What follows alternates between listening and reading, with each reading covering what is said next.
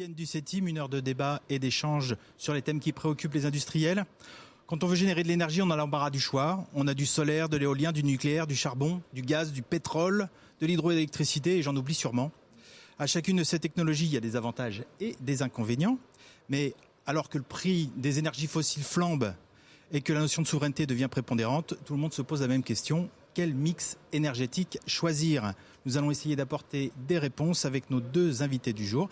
D'abord, Éléonore Blondeau, qui est présidente du collectif Start-up industriel CSI France. Bonjour. Bonjour. Et Laurent Lapara, fondateur de EcoAdapt. Bonjour. Une start-up du domaine. Alors pour le mix énergétique, on attaque fort. Quel choix et quelle perspective de changement ? Moi, j'ai une question toute bête. L'énergie chère, est-ce que c'est une fatalité ? Éléonore. Alors, étant assez engagée pour la transition écologique, je trouve que c'est une opportunité de rendre nos systèmes de production et de consommation plus sobres, puisqu'en fait, comme les entreprises et les consommateurs doivent maîtriser leurs factures énergétiques, ils sont de fait obligés de s'inscrire dans une logique de sobriété, d'amélioration de performance de la production, mais aussi de la réduction de leur consommation. Donc pour moi, c'est plutôt une opportunité de revoir complètement nos systèmes de production et de consommation d'énergie, quelconque soit-elle. Laurent Lapara, vous, c'est un petit peu votre quotidien, des gens qui vont regarder ce qu'ils consomment. Ils viennent vers vous pour quelles raisons ? Des raisons économiques avant tout ? Ou bien parce que c'est cher ?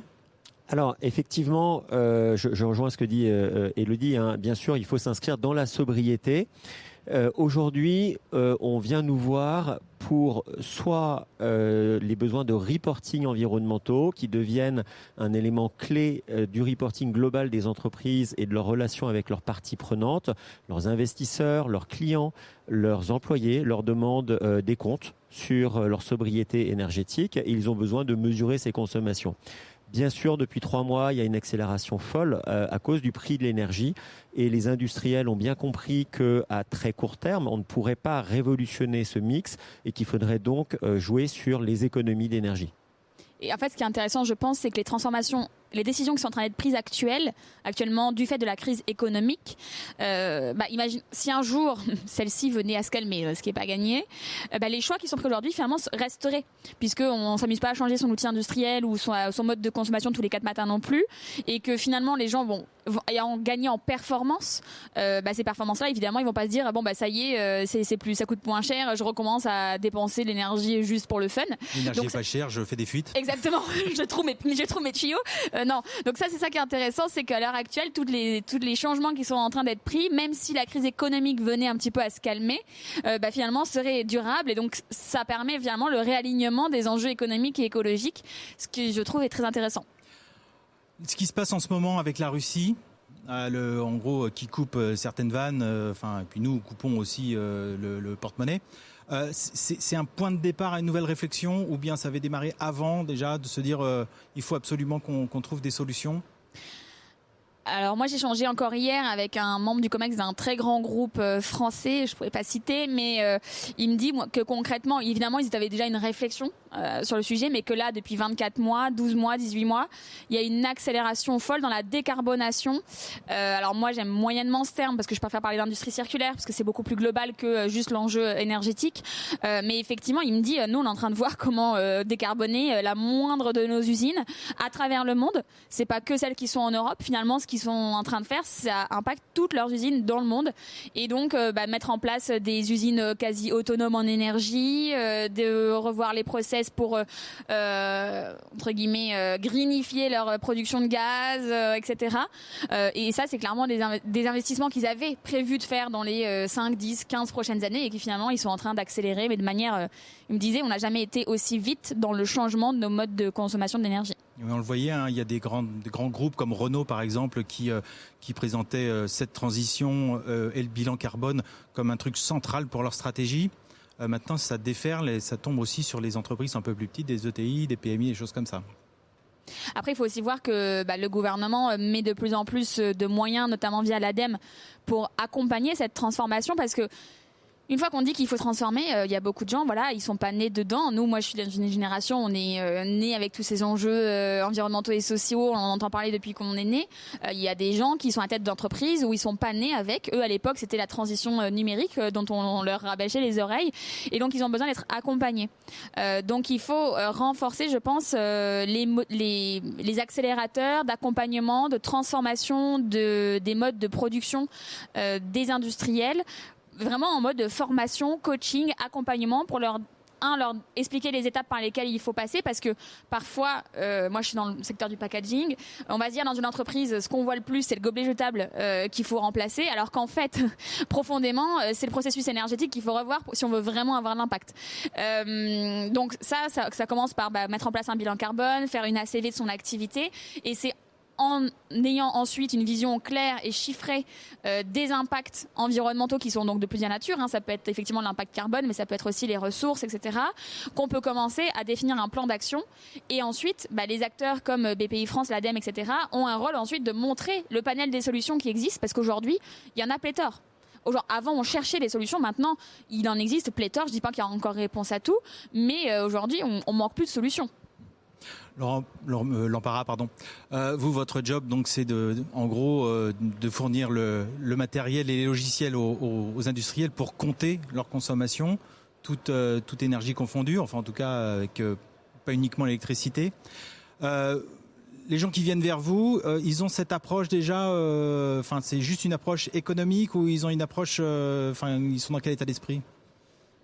Je pense que il y a une prise de conscience que c'est un sujet sur lequel on ne pourra pas faire que de la communication. Il va falloir faire du fond et réduire réellement les consommations.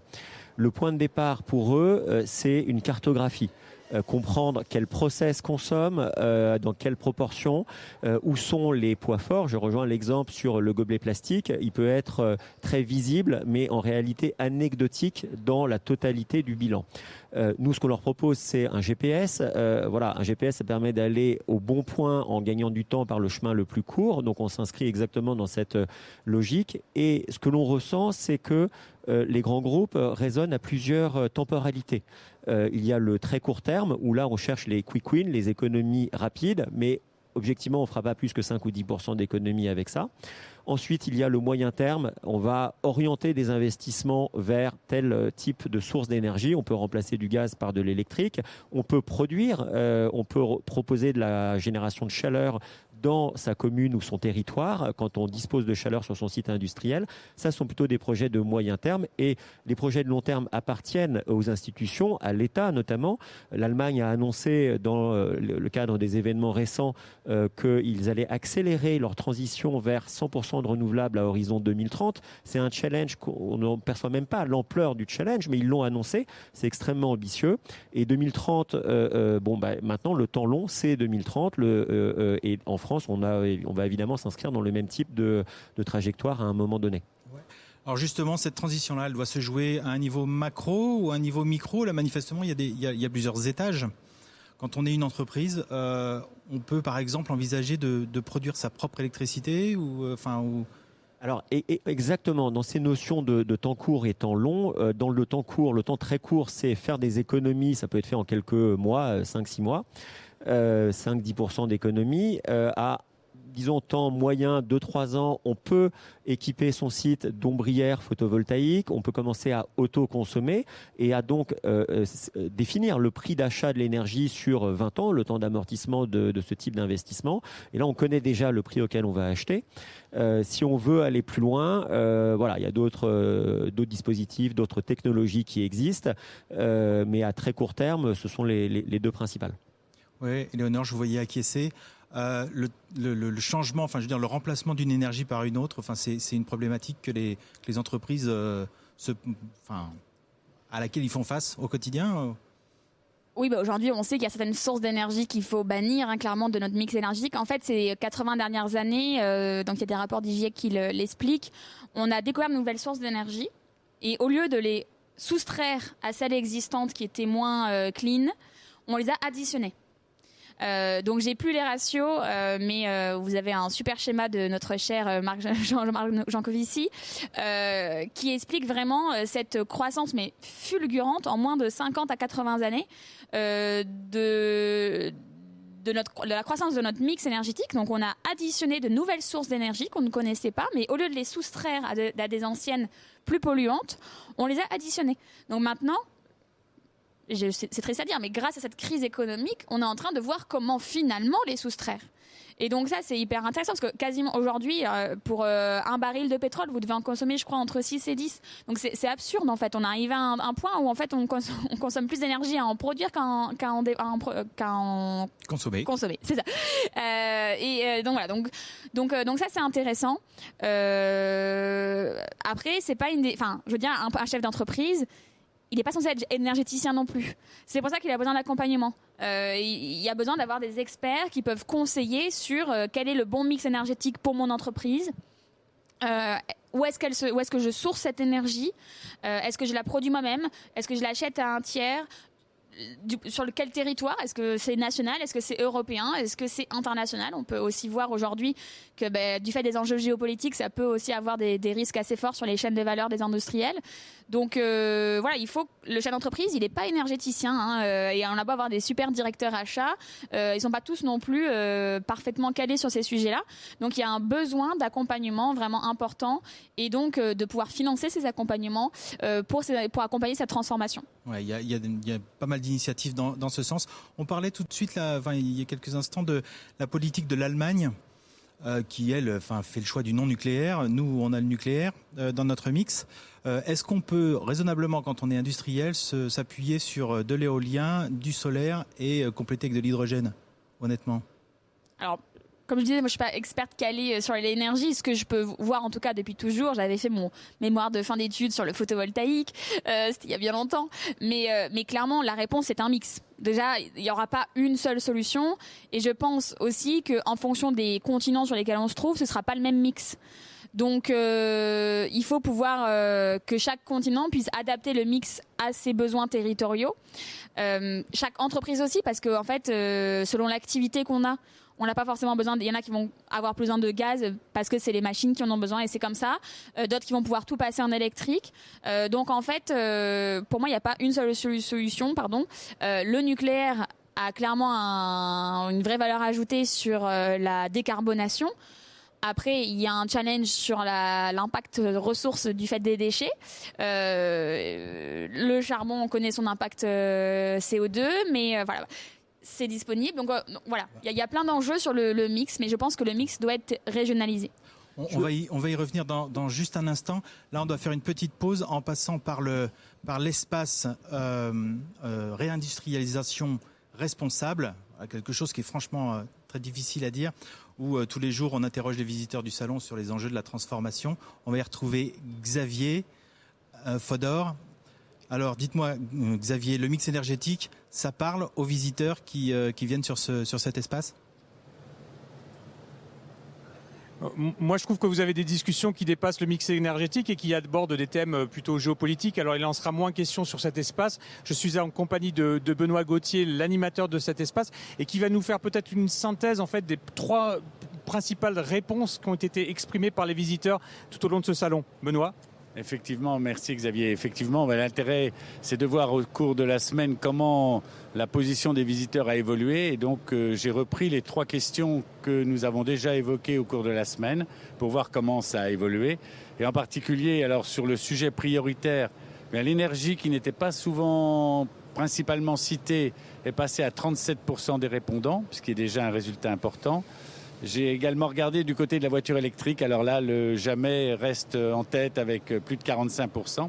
Et enfin, sur la transition énergétique d'une façon plus générale, la réponse, on est à fond, on est très motivé, approche les 50%. Donc il y a manifestement une prise de conscience qui se fait de plus en plus importante sur ces sujets. Voilà Jean-Sébastien, on se retrouve peut-être un petit peu plus tard. Merci beaucoup Xavier. Donc on le voit, hein, la transition forcément c'est devenu une priorité. Après il va y avoir des besoins d'accompagnement justement pour guider ces industriels. On revient sur notre débat de tout à l'heure. Est-ce qu'on peut bosser uniquement avec de l'hydrogène, du solaire, de l'hydrogène ? Alors moi je voudrais peut-être un peu modérer la réponse d'Élodie.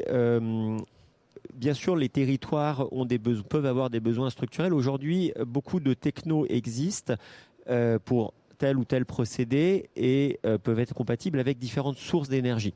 On peut avoir des presses à injecter électriques ou qui sont chauffées au gaz, des fours de peinture électriques ou au gaz, de la sidérurgie, on peut le faire au four ou au gaz. Et donc, les technos, je pense, existent. Ce qui manque aux industriels pour être capables d'appuyer sur le bouton, de déclencher des investissements de millions, dizaines de millions, qui vont les engager sur des décennies, c'est de la visibilité. Et je pense dire qu'on a probablement souffert d'un manque de clarté sur la vision moyen terme du mix, notamment en France, où il n'a jamais été clair de savoir si on continuait le nucléaire ou pas. Quand on sait que c'est l'énergie qui, a priori, est structurellement la moins chère, ou tout du moins à un coût comparable à celle du solaire, évidemment, avoir plus de visibilité permet de se projeter en se disant, bon, bah ok, on sait qu'on va sur de l'élec, on va être tout électrifié, on sait que c'est la solution dans 20 ans, et donc les industriels pourront investir. Si tous les 5 ans, on change de cap, on va rester dans du statu quo, on va rater la transition énergétique.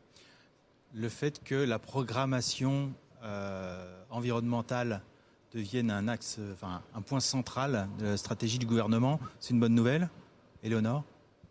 C'est une belle annonce. On espère de voir que ça fait. Vous aussi, vous avez... Oui, évidemment, on attend de voir les mesures concrètes. Moi, j'ai relativement confiance dans la mise en œuvre réelle de cette transition. D'une part, elle est portée par des décrets européens. On n'est pas dans l'industrie, on est dans le tertiaire, mais on a le décret BACS qui impose clairement des efforts, et ça concerne toute l'Europe. Et la bonne nouvelle, c'est que ça ne concerne pas que les futures installations, ça concerne la base installée, la base existante. On peut s'attendre à ce que la France ou l'Europe mettent réellement sur la voie de cette transition énergétique. Le fait de courir après l'hydrogène, alors c'est pas le sujet du jour, hein, mais cet élan qu'il y a dans toutes les technologies qui sont liées à l'hydrogène, c'est pareil, c'est comment dire, c'est très positif.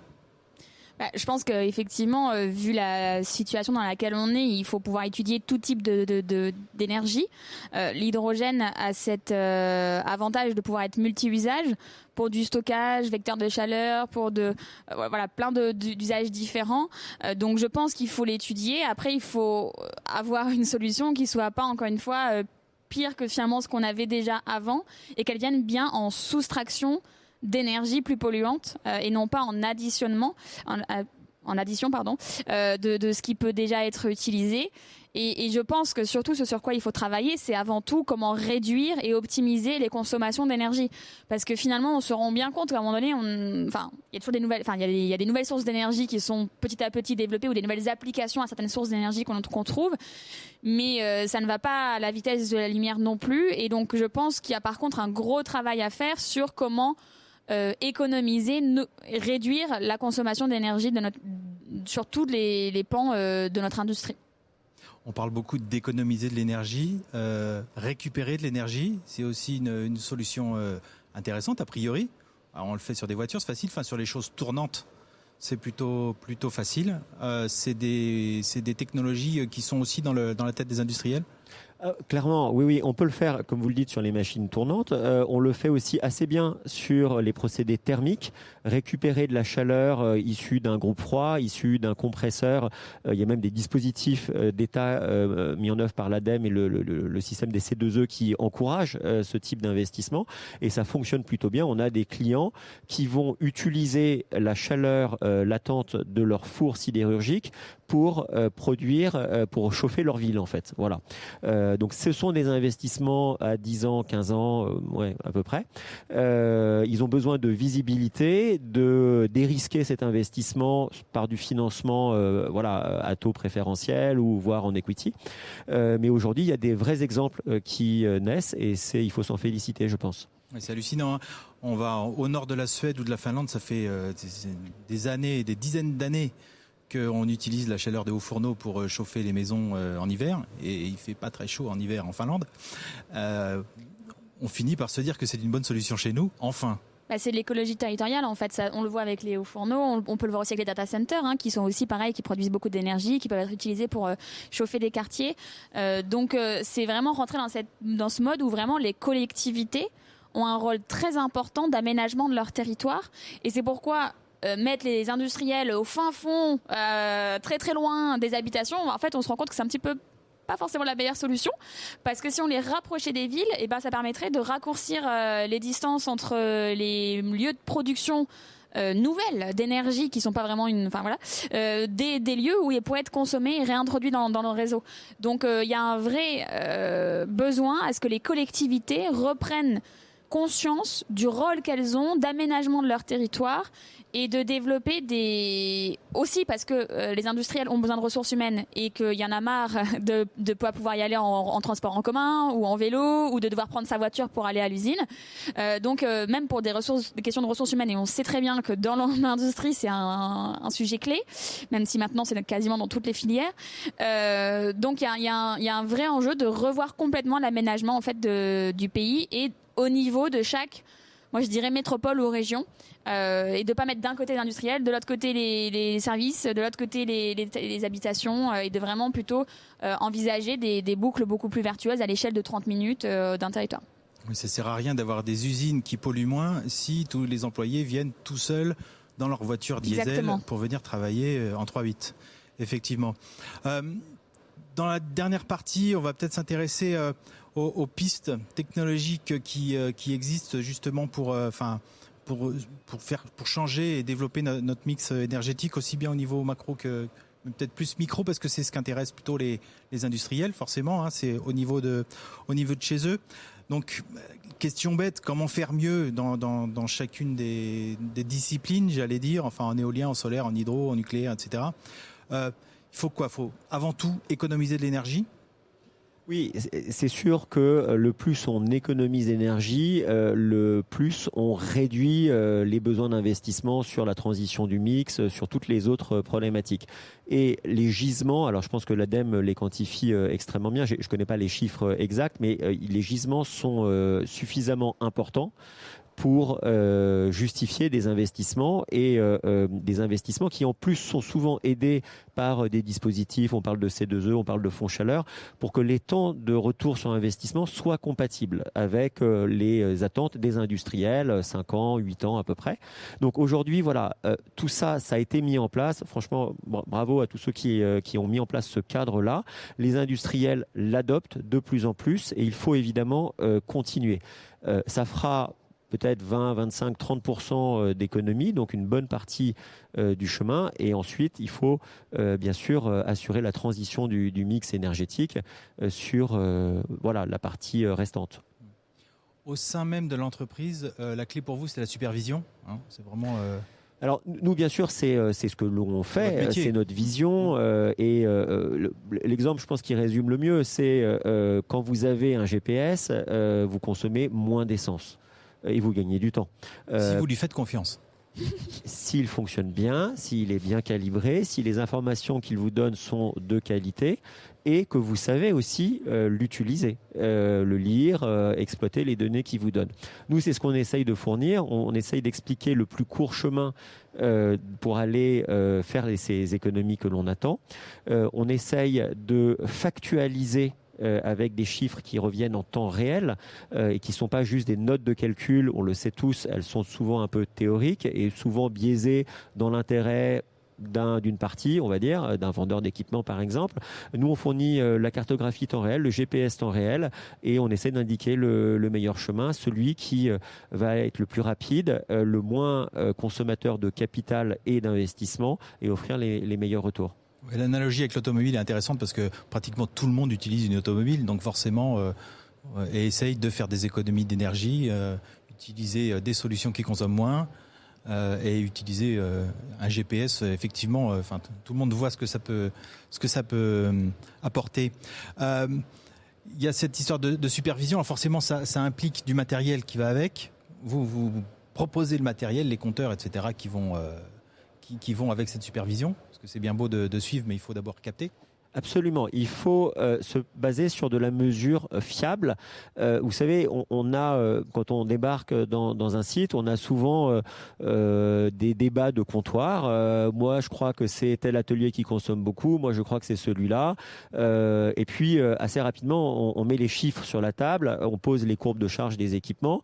Et puis, on dit, ben voilà, là, par exemple, cet équipement consomme la nuit, ou cet auxiliaire, cette pompe fonctionne quand le four est arrêté, ou telle presse est arrêtée alors que la centrale hydraulique continue à tourner, et les gens ne nous croient pas. Ils disent mais non, attendez, je connais mon process. Attendez, regardez les chiffres, regardez les courbes, et là on fait un reset et on part sur une méthodologie basée sur des faits, basée sur des mesures, et c'est extrêmement important puisque la consommation d'énergie, si on ne la regarde que sur la facture, elle est très abstraite, et après c'est l'imaginaire qui construit des idées reçues, sur la base d'idées reçues, des idées souvent fausses. Voilà, on apporte de la clarté, on apporte des éléments factuels, et on crée une discussion qui engage toutes les parties prenantes sur le site, qu'il s'agisse des ingénieurs, qu'il s'agisse des opérateurs, qu'il s'agisse des personnes qui gèrent les process type ISO 50001 et autres, et ça crée une dynamique de confiance sur la base de données fiables. Formaliser le lien entre la conso et le comportement des machines et des hommes, finalement. Éléonore, là on voit une start-up qui est clairement sur la problématique. Ce mix énergétique, cette histoire d'énergie, j'imagine qu'il y a beaucoup de start-up qui se lancent dessus. Vous avez des exemples ? Dans le mix énergétique, effectivement, il y a beaucoup de solutions logicielles qui sont développées. Il y a aussi, mon voisin ici, il développe son propre capteur, et donc il y a des enjeux d'industrialisation derrière ces produits physiques. Donc je crois qu'ils sont produits à Saint-Malo, c'est ça ? Absolument, on est très fiers de produire en France. Voilà, et donc effectivement, il y a beaucoup de startups aujourd'hui qui souhaitent produire en France leurs solutions industrielles, que ce soit des produits ou des procédés, mais qui rencontrent aujourd'hui pas mal de freins dans leur développement, et donc il y a besoin aussi de créer un écosystème adapté à cette accélération. Et donc dans l'énergie, évidemment, on peut citer Symbio qui développe la pile à combustible hydrogène, mais on a aussi, je suis assez spécialisée hydrogène aujourd'hui, mais il y a McPhy, il y a Hype, il y a HRS, Genvia. Finalement, il y a énormément de... Enfin, quand on veut faire la transition écologique, elle est avant tout industrielle. Il faut revoir l'ensemble des produits et services qu'on utilise au quotidien. Et ceux-là, ils sortent pas de nulle part. À la base, il y a souvent une base hardware. Même tous nos PC et nos téléphones, avant d'être de la data, ils sont un produit matériel. Et donc, on peut pas faire de transition écologique et donc aujourd'hui énergétique sans revoir vraiment les modèles de production qui vont derrière. Et donc il y a une vraie volonté des start-upers industriels de produire en France ou à minima en Europe. Il y a un vrai challenge sur tout ce qui est capteur électronique qui est quand même clé dans notamment le sujet de l'énergie. Mais il y a quelques startups françaises qui essayent de contribuer à ce qu'on maintienne un savoir-faire qui a quasiment disparu aujourd'hui sur cet enjeu-là. Et donc on espère qu'elles seront soutenues parce qu'elles s'inscrivent vraiment aussi dans la souveraineté de notre pays. Et quand on voit les crises géopolitiques dans lesquelles on est en ce moment, c'est quand même important. Oui, et puis c'est vrai que les startups qu'on soutient ou qu'on met en valeur depuis des années, elles sont plutôt dans le service, dans le logiciel, etc. Moins sur le hardware. Et pourtant, le hardware, les mécaniciens le savent bien, le matériel est important. Utiliser des données, c'est bien, mais il faut les collecter, quoi. Y a rien Exactement. à faire. Et puis, ce qui est très intéressant, c'est une petite digression technique, mais qui, je pense, est un éclairage intéressant pour beaucoup de gens qui, très rapidement, classent le hardware dans de la commodité, des choses qui sont complexes et dont on n'aime pas trop s'occuper, et qui pensent que le software est la solution reine. C'est là où on va parler d'IA. D'ailleurs, on parle souvent plus de A que de I dans l'IA. Enfin, c'est ce que je vois le plus souvent chez les gens qui en parlent le plus. Et je voudrais rappeler que le hardware, c'est avant tout en fait du software. C'est-à-dire qu'on a des composants électroniques évidemment, mais derrière il faut les programmer. On met du firmware dessus, du code informatique dessus, et on peut avoir une extrême valeur à implémenter au plus près ce qu'on appelle le edge computing, au plus près du capteur, des équipements, le code informatique. Et aujourd'hui, c'est une transition et sur laquelle la France est plutôt bien positionnée. On a des très très bonnes compétences en système embarqué et aujourd'hui, on a vraiment des clés pour tirer notre épingle du jeu là-dessus. Mais il faudrait quand même développer le pool d'ingénieurs en système embarqué, parce qu'ils sont quand même très rares à réussir à dénicher, notamment quand on est start-upper industriel, justement. Donc vouloir produire en France, c'est bien beau, mais il faut avoir les compétences. Donc il y a un vrai enjeu de développer des ingénieurs en système embarqué, mais aussi plus simplement des écoles de production pour avoir des usineurs, des caristes, des gens qui, en fait, sans ces gens-là, l'usine elle marche pas, quoi. Hein. Donc c'est très important d'avoir vraiment des formations adaptées à tous les niveaux d'études, parce que dans une usine, un cariste, un manut, un OP sont aussi importants qu'un ingé qui va développer le process au départ. Ouais, on a beau dire, mais pour ça, on a besoin de la mécanique. En fait, la mécanique a besoin de ces technologies, et pour les développer, il faut des mécaniciens finalement. En fait, c'est un écosystème. Il faut arrêter de classifier ça c'est mieux que l'autre. Non.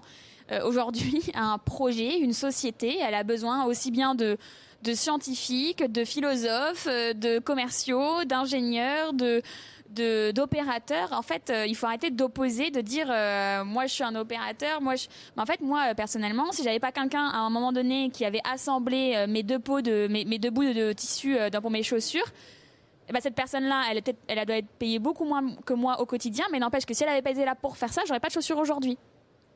Et donc il faut arrêter de dénigrer certains métiers, en fait. Un couturier, un cordonnier, même pas quelqu'un qui fait l'entretien d'un bâtiment a autant de valeur qu'un ingénieur, etc. Et si tous ces gens-là disparaissaient demain, je peux vous dire qu'il y aurait des centaines de personnes qui seraient bien dans la merde, parce qu'aujourd'hui on n'a pas encore les robots pour faire tout ce qu'on veut. Voilà. Et même quand on les aura, il faudra derrière les réparer, ces robots, et puis les acheminer et les nettoyer, etc. Donc en fait, il faut arrêter de classer des métiers les uns par rapport aux autres, ou des compétences les uns par rapport aux autres. Tout le monde a la même valeur, et c'est ensemble qu'on doit se mettre autour de la table pour avancer et développer un outillage industriel qui soit adapté aux besoins de la société. Oui. Un robot ou un logiciel, il ne sont rien si on leur a pas appris quelque chose. C'est tout bonnement ça. Oui, et puis après qu'on sache l'utiliser et qu'il réponde à un besoin au départ. En tout cas, c'est une bonne nouvelle. Ça veut dire qu'il y a un vivier d'emploi important dans cette transition-là, après tout. Mais en fait, c'est tout à fait ça. Il y a... À condition d'avoir les compétences. Les compétences, tout à fait, et donc les formations adaptées. Il y a notamment un énorme aujourd'hui marché du réemploi et de la réparation qui sont en train de se développer. Et donc, il nous faut des réparateurs. Et ça, c'est des gens qui, en fait, démontent des outils pour, en fait, en récupérer les pièces, les remonter sur d'autres machines. Et ça n'a pas forcément besoin d'un haut niveau de formation. Néanmoins, c'est un vrai enjeu dans la transition écologique des outillages industriels et des machines et des services qu'on utilise au quotidien. Donc, il y a du boulot. Il y a du boulot. Laurent Lampara, vous, concrètement, vous avez besoin de quoi ? En termes de ressources humaines, par exemple, oui. D'ingénieurs. Alors pas que. On a bien sûr le site de production à Saint-Malo qui a C'est un bon atout déjà. Hein. Oui, bien sûr, qui a tout type de profil. Nous, on se concentre beaucoup sur des ingénieurs pour le cœur de la technologie. On a en France des très très bonnes filières, des très très bonnes formations, donc on est plutôt très bien servi. On fait beaucoup de R&D dans des solutions de maintenance prédictive sur du traitement du signal, des choses extrêmement avancées qui sont en train d'être brevetées. On est très bien accompagné par le dispositif. C'est une vraie chance que l'on a finalement d'être en France. Et donc nous, on est très heureux là-dessus, même si, bien sûr, attirer les talents, ça reste un challenge et il faut arriver à se différencier. Alors bien sûr, l'énergie aujourd'hui, c'est un vrai facteur d'attraction, mais ça ne suffit pas. Il faut proposer une culture d'entreprise qui va casser les codes, qui va offrir plus de flexibilité. Donc c'est ce qu'on essaye de faire avec peut-être un peu de succès, je ne sais pas, mais pour le moment, on est plutôt très content. En tout cas, c'est tout ce qu'on vous souhaite. C'est l'heure de retrouver Xavier, et vous avez pas fait beaucoup de chemin là pour l'instant, puisque en fait vous êtes sur l'espace. Comment ça s'appelle déjà ? Réindustrialisation responsable Et bon, même au 4e jour, j'arrive toujours pas à le dire correctement. Alors Xavier, en tout cas, tous les jours, vous nous faites découvrir une animation, un espace comme celui-là. Alors, racontez-nous. Et oui, effectivement, c'est le dernier jour et on va vous faire découvrir, on va plutôt parler de bilan maintenant sur cet espace. Il est pas mal, donc effectivement, avec cette moquette verte, ça nous laisse le temps de nous poser un petit peu. Avec Benoît Gauthier, le responsable de cette animation, nous allons dresser, Benoît, le bilan de ce qui s'est passé ici. Il y a tout d'abord eu des conférences, beaucoup de conférences. Alors il y a eu effectivement une douzaine d'intervenants qui avaient toute la particularité d'être des spécialistes du sujet abordé. On a parlé aussi bien des territoires que des start-up, que de technologies nouvelles et innovantes comme la robotisation, comme la cybersécurité. Bref, de nombreux sujets qui ont tous en commun de participer à l'action de réindustrialisation qui devient une cause nationale et qui demande ensuite des outils pour réussir dans le temps. C'est une mission de longue haleine. Alors chaque jour, il y avait des questions qui étaient posées, on les découvrait au fur et à mesure dans cette émission. Quelle a été l'appétence en fait des visiteurs pour ces questions? Est-ce qu'ils sont venus nombreux pour y participer et quels ont été les thèmes principaux?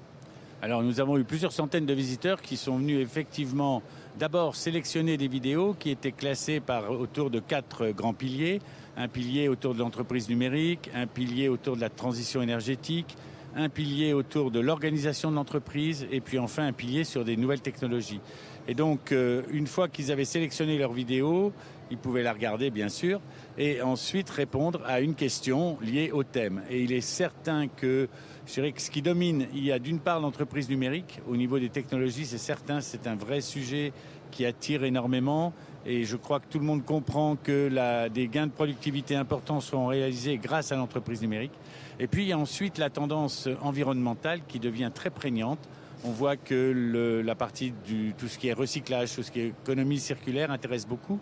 Et je dirais même que dans l'organisation de l'entreprise, au niveau de l'emploi et des formations, il commence à y avoir des personnes qui sélectionnent leur entreprise en fonction de leur politique environnementale, en fonction de la mise en place ou non de la décarbonation.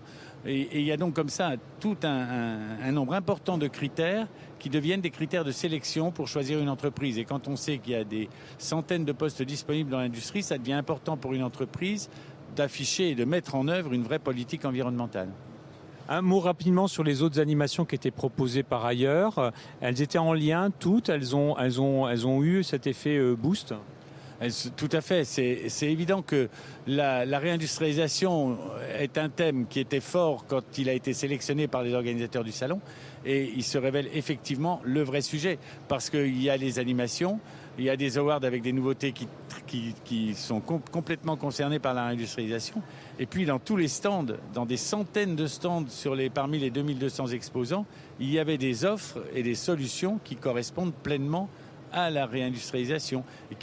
Réindustrialisation qui est un défi pour la France, mais qui est aussi envisageable et réalisable principalement grâce à l'intervention de la transition énergétique et de la transition écologique, parce qu'on a des ingrédients forts en France, on a des start-up dynamiques, et tous ces ingrédients doivent donner des résultats dans les années qui viennent. Pas pour créer des centaines de nouvelles usines, mais en tout cas pour moderniser les outils de production et pour permettre ensuite aux producteurs, aux fabricants, d'être plus compétitifs sur le plan mondial. Alors c'est une animation, vous parlez d'ingrédients, justement on a eu beaucoup de smoothies tout au long de ces 4 jours, un vrai succès.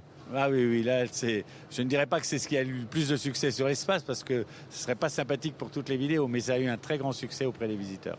Ouais, 114 vidéos, c'est ce que vous précisiez tout à l'heure. Alors, à cette heure du bilan, on peut se projeter. Prochaine édition, on sera à Lyon. À part le fait de changer éventuellement le nom de réindustrialisation responsable pour peut-être un autre, mais il est parfaitement trouvé. La preuve, on n'arrête pas de l'évoquer à travers ces différentes émissions. Comment peut-on se projeter sur l'année prochaine ? C'est pas moi qui vous dirai comment on va se projeter. Il y a plein de personnes bien plus compétentes que moi sur le sujet. Le fait est que la réindustrialisation reste un sujet qui va être valable pendant plusieurs années, qu'il faudra sûrement l'aborder autrement, peut-être avec plus de démonstrations, peut-être sur des aspects différents de ce thème. Mais on est engagé dans une action qui obligatoirement doit être durable. parce que ça n'est pas un phénomène qui va passer comme ça pendant 6 mois et on va passer à autre chose. Là, les investissements que ça nécessite, la mobilisation que ça nécessite des principaux acteurs imposent qu'on en parle encore pendant plusieurs années. Merci Benoît, et voilà Jean-Sébastien, c'est ainsi que nous allons prendre avec Benoît justement un smoothie à votre santé. C'est à vous. Eh ben écoutez, à la vôtre. Et surtout, n'en abusez pas. Hein. Les fruits, c'est bien, mais il ne faut pas trop en abuser quand même. Allez, on revient en plateau avec nos 2 invités. Je vais vous poser une question très très simple. Un mot-clé à propos de ce mix énergétique. Pour vous? Le réseau. Le réseau de transport et de distribution, je pense que c'est un peu le sujet que l'on risquerait d'oublier et c'est un vrai bottleneck, si vous me permettez cette expression anglaise, sur cette transition énergétique. Goulot d'étranglement. Hein. Goulot d'étranglement, pardon, merci. Voilà, il ne faudra pas l'oublier, c'est très long de le changer. Aujourd'hui, si on veut accueillir la décentralisation de la production, il faut accélérer la transition du réseau. Éléonore, pareil, un mot-clé selon vous? Oui, sobriété. Sobriété et juste quantité. C'est vrai, en fait, on aura moins d'enjeux du mix si on en consomme moins. Et finalement, donc ces dernières années, on a vraiment vu la démultiplication des sources d'énergie, mais aussi des challenges autour de la gestion, du stockage, du traitement, de la distribution de cette énergie. Finalement, si on en consomme moins, ça réduira les problèmes. Voilà, et ce sera très bien, aussi bien pour le porte-monnaie que pour la planète. Donc vraiment, c'est le mot sobriété. C'est à l'usine comme à la maison en fait. Hein. Exactement. Allez, moi j'en ai un de mots-clé, c'est stockage. Qu'est-ce que ça vous inspire? C'est le Graal, clairement. Celui qui arrive à craquer ce sujet va régler le problème. Parce qu'il y a une chimère ou un idéal qui est on concentre énormément de panneaux photovoltaïques sur des zones très ensoleillées. Il suffit de quelques centaines de kilomètres carrés pour subvenir aux besoins du globe. Et si on sait convertir ça en matière transportable, de l'hydrogène ou autre, et que l'on peut ensuite le transporter facilement et le distribuer, on a résolu le problème. Donc c'est le Graal. Aujourd'hui, on n'a pas de solution viable. Il y a énormément d'efforts de recherche, de capital investi sur le domaine. C'est assez difficile de dire si on va craquer ce sujet et surtout quand. Ouais, c'est surtout, le pire, c'est que les technologies polluantes issues des fossiles, typiquement, c'est finalement assez facile à stocker. Hein. De l'essence, du gaz, tout ça, on sait le stocker. Ça avait un atout. Franchement. Oui, et ce qui est très intéressant, il existe par exemple aujourd'hui une technologie power to gas. On prend de l'électricité et on crée du gaz. Son rendement est pas du tout satisfaisant, ni sur le plan environnemental, ni sur le plan économique. Mais si demain on arrive à gagner 2-3 ordres de grandeur sur l'efficacité de cette technologie, on va résoudre tout le problème du stockage, par exemple. C'est encore quantité de champs de développement et du coup de création d'entreprises sur des domaines nouveaux. Et le fait aussi de rapprocher, encore une fois, de revoir l'aménagement d'un territoire, ça permet aussi de réduire peut-être aussi ses besoins en stockage. De stocker moins. Puisqu'on peut immédiatement réemployer sans avoir cette phase de stockage entre les deux. Donc ça aussi, je pense, a un rôle clé pour l'avenir. Oui, soit pas stocker du tout, utiliser tout de suite, soit stocker des petites quantités, parce qu'on va pas très loin. On va chauffer le voisin, ou en tout cas la piscine de la municipalité à côté de l'usine. Notre invitée du jour vient de nous retrouver. Elle a couru un petit peu. Julie Voyer, la directrice adjointe du salon Global Industrie. Bonjour. Bonjour à tous. Je vous ai laissé reprendre votre souffle. Du coup, tous les deux, vous êtes punis. Vous allez rester sur le plateau pendant notre séquence avec Julie Voyer. On est presque vendredi midi. Il reste encore un petit quart d'heure. Le salon touche bientôt à sa fin. Évidemment, les visiteurs ont encore plusieurs heures pour aller voir les exposants, découvrir leurs offres et les innovations qu'ils présentent. Un petit bilan à chaud comme ça. Un petit bilan à chaud, déjà. Même un gros bilan si vous voulez. Un gros bilan. Et du chaud, on en a eu déjà. Du chaud, on en a eu. Pour être très honnête, on est content. Ça faisait 4 ans qu'on n'avait pas été à Paris. Entre-temps, on a quand même vécu beaucoup de difficultés, particulièrement dans le monde de l'événementiel, mais partout, j'allais dire, dans tous les secteurs. Donc c'est une grande fierté. C'est une grande fierté de pouvoir à nouveau réunir plus de 2000 exposants à Villepinte. C'est une grande reconnaissance d'avoir tous ces industriels qui se mobilisent et qui ont joué le jeu, qui ont mis des technos. On a eu plus de 100 innovations qui étaient présentées. On sait combien c'est compliqué d'innover sur un cycle court dans l'industrie et on en a eu beaucoup. C'est une véritable reconnaissance aussi parce qu'on a été énormément relayés. On a eu beaucoup de retombées. Les médias se sont mobilisés. Je courais parce qu'en fait, je quitte une interview France Inter, pour être honnête avec vous. Et on avait encore hier un plateau BFM TV. Enfin, c'est beaucoup de travail de faire un événement comme celui-ci. C'est un an de passion, un an d'énergie pour vivre uniquement ça pendant 4 jours. Donc c'est toujours une frustration quand on arrive sur la fin. La dernière journée, c'est toujours une journée particulière en émotion. Surtout que les 4 jours sont intenses la plupart du temps. Surtout que les 4 jours sont intenses et les soirées avec généralement, puisqu'en plus dans notre monde on aime faire la fête. Donc on fait toujours une soirée dédiée aux exposants. Il y a aussi ces moments qui sont les nocturnes qui permettent aussi d'avoir des moments privilégiés. Donc voilà, donc beaucoup avant tout beaucoup de satisfaction, beaucoup de reconnaissance. Beaucoup d'humilité aussi parce qu'on sait quand même malgré tout et on le sent véritablement sur cette édition. C'est un petit peu différent de la précédente à Lyon. À Lyon, on voulait qu'une chose, c'était se retrouver, c'était être ensemble. Moi, j'ai vu des accolades entre clients se dire vous êtes venus, merci. Là, on a repassé une marche supplémentaire. On l'entend dans la bouche de nos industriels. Il y a à nouveau une dynamique. Il y a à nouveau des projets, mais il y a quand même une crise qui est passée. Il y a quand même aujourd'hui un contexte malgré tout géopolitique qui est quand même tendu. Il y a une pression sur les matières premières, sur les approvisionnements. Il y a une crise de l'énergie. Voilà, il y a quand même quelques mois qui ont été compliqués et on le ressent parce que forcément ça contracte partie du visitorat, on va pas se le cacher. Et puis il y a aussi des évolutions. Il y a des évolutions dans les mentalités. Il y a le télétravail. Il y a des gens qui ont quitté certains territoires pour retrouver le grand air parce que on est aussi que des hommes et des femmes qui avons besoin aussi des fois de retrouver un potager et de retrouver un petit espace vert. Donc ça a aussi des impacts sur le visitorat. Et donc forcément, c'est aussi pour ça que je dis cette humilité parce que malgré tout le travail qu'on fournit, on aimerait toujours avoir davantage de visiteurs. Et là, on a équilibré la promesse entre l'offre et le visitorat. On retrouve quelque chose qui est très cohérent parce qu'on a eu en 2018.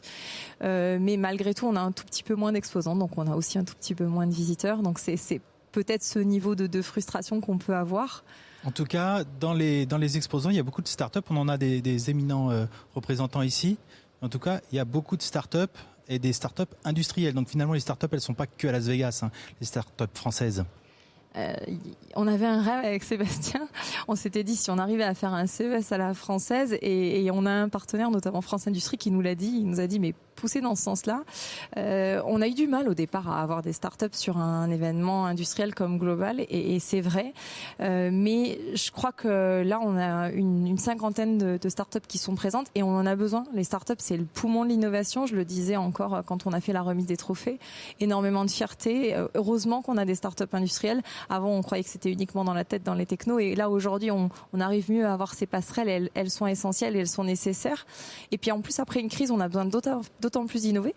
Donc, c'est vrai que je crois qu'il faut qu'on les choisie, ces startups. Il faut qu'on les accompagne. Il faut qu'on leur permette de grossir, de se développer. Et puis, un événement professionnel, ça sert à ça. Ça sert à faire des collaborations. Ça sert à travailler son réseautage et ça sert justement à impulser. Donc, bien évidemment, oui, on est très content d'avoir en plus ces nouveaux acteurs qui sont présents et qui font la richesse aussi du salon. Mais je crois qu'ils sont contents aussi. Le salon, cette édition 2022, c'est aussi des animations qui font mouche, avec des thèmes qui sont effectivement tout à fait dans l'air du temps. On parle, nous, depuis plusieurs jours de transition écologique, relocalisation, enfin réindustrialisation. On parle d'emploi beaucoup. Ça a marché bien. Il y avait du monde dans ces animations.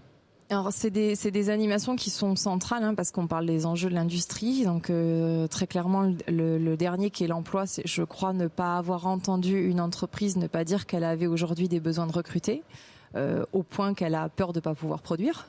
On sait que notre entreprise aujourd'hui, nos industries se transforment aussi, donc ça veut dire nouveaux métiers, ça veut dire nouvelles compétences, ça veut dire aussi nouveaux talents. Que nous, on œuvre avec différents outils par rapport à ça. On permet bien évidemment à des DRH d'entreprises de se mobiliser pour identifier de futurs talents.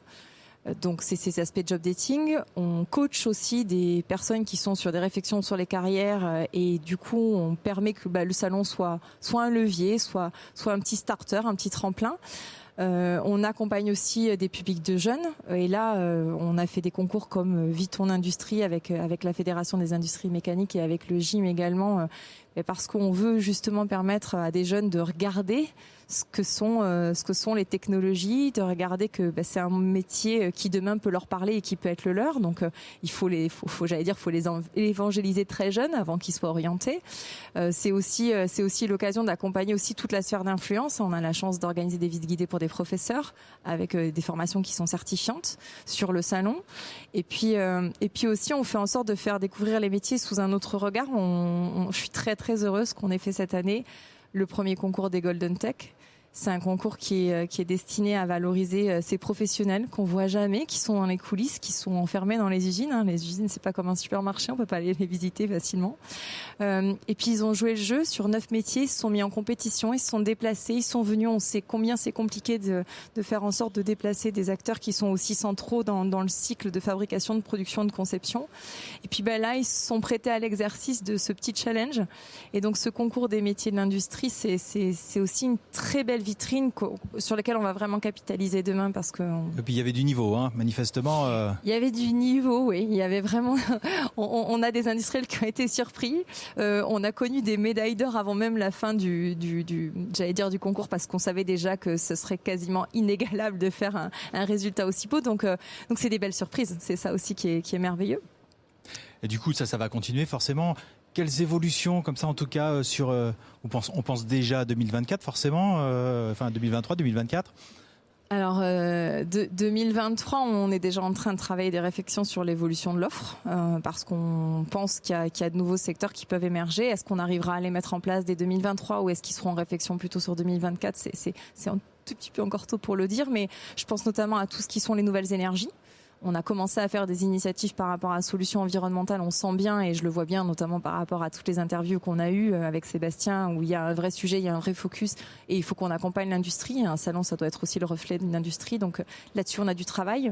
On est sur des questionnements aussi logistiques, intralogistiques, ça fait un certain temps qu'on en parle, donc là-dessus aussi il y a des réflexions à porter et ça fait partie des sujets sur lesquels on est en train de travailler. Et puis il y en a d'autres, il faut garder aussi un peu des surprises. Et puis après, Sébastien en a parlé, je crois, à la soirée. Pour 2024, il y a un projet. Alors ça reste encore qu'à l'état d'un projet, mais on se rend bien compte qu'il y a des réflexions qui sont à mener et peut-être accueillir un autre événement porté par Global Industries qui pourrait être éventuellement un congrès international. Grossir encore un petit peu plus. La conjoncture est vraiment particulière, vous le disiez en introduction.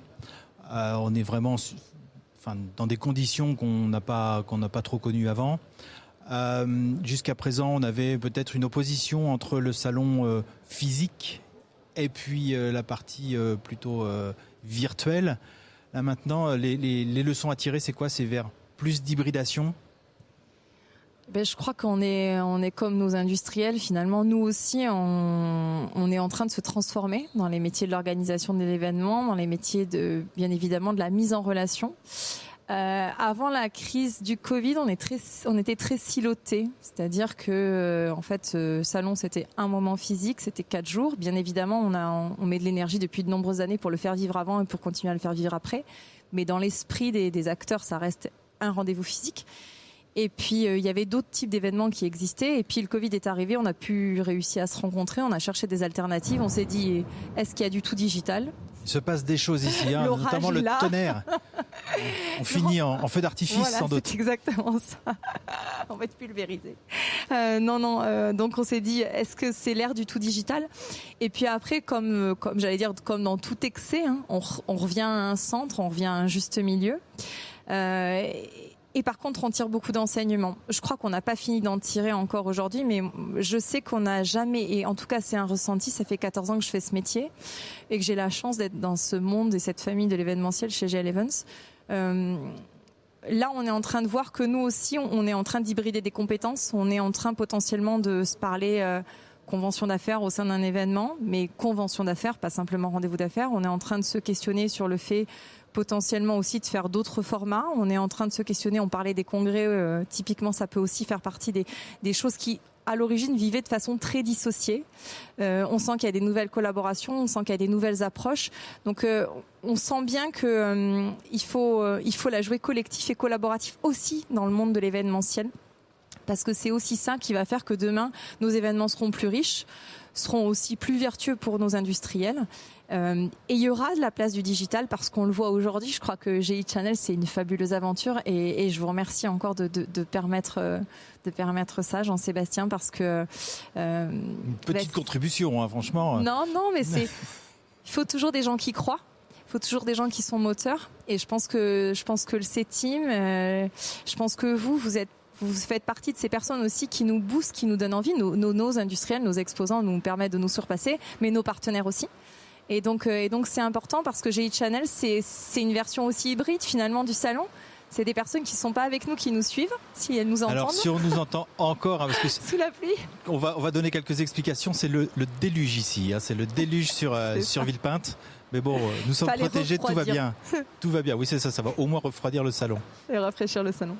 Je voulais juste intervenir, je sais que c'est pas mon temps de parole, mais je pense qu'il y a aussi un enjeu de recréer un imaginaire autour de l'industrie, notamment parler des étudiants qui sont venus, etc., de leur expliquer que ce qu'ils voient ici leur permet de produire leur paire de chaussures préférées, leur skate préféré, leur vélo préféré, leur smartphone, de recontextualiser en fait l'industrie. Parce que l'industrie, c'est un mot comme ça, quand on pose la question, moi je fais des Blablacar régulièrement, je leur demande, c'est quoi pour vous l'industrie ? La réponse c'est travail à la chaîne, fumée noire et usine. En fait, les gens ne savent pas que ça leur permet d'avoir leur vélo, leur voiture, etc. au quotidien. Donc, je pense qu'il y a un enjeu aussi de recontextualiser, recréer un imaginaire autour de l'industrie. Et je pense qu'un salon comme celui-là, ça pourrait être vraiment une vraie opportunité. Et oui, parce qu'industrie, c'est aussi voiture électrique, fusée, centrale nucléaire, pour ceux qui aiment ça. Il y a effectivement... Enfin, en gros, il y a beaucoup de... Mais aussi panneaux solaires et éoliens, hein, de toute façon. Donc voilà, il y a beaucoup de débouchés dans l'industrie. On le sait, effectivement, il faut le faire savoir. Mais je pense que aller toucher le public jeune, c'est une priorité. L'attractivité, on le voit pour beaucoup de choses. L'attractivité est aussi un mot qui est beaucoup revenu pendant ces 4 jours. Dans tous les domaines, même quand on parle de transition, on parle d'attractivité. À chaque fois, on veut vraiment que les jeunes viennent jusqu'à nous. Oui, puis pour ça, je crois que les industriels, mais ils l'ont compris.